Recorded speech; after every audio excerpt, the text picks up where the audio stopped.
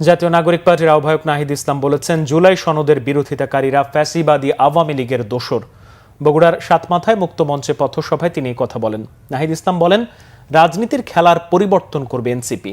আগামী ৩ আগস্ট ঢাকায় শহীদ মিনারের মহাসমাবেশ থেকে ঐতিহাসিক জুলাই সনদ ঘোষণা করা হবে। সেই সমাবেশে জুলাই আগস্টের শহীদ আহত পরিবারের সদস্য এবং দেশের তরুণ প্রজন্মকে অংশগ্রহণের আহ্বান জানান তিনি। পথসভায় উপস্থিত ছিলেন উত্তরবঙ্গের মুখ্য সংগঠক সার্জিস আলম সহ দলটির নেতাকর্মীরা। জনগণের পাশে দাঁড়ান, সাধারণ মানুষের পাশে দাঁড়ান, নিজেদের ভিতর যাতে কোনো অনুপ্রবেশকারী না থাকে। আমাদেরকে অবশ্যই রাজনৈতিক সংস্কৃতি চেঞ্জ করতে হবে। যেই গণ অভ্যুত্থানে মানুষ আমাদের পাশে এসে দাঁড়িয়েছিল, আমাদেরকেও মানুষের পাশে সব সময় থাকতে হবে।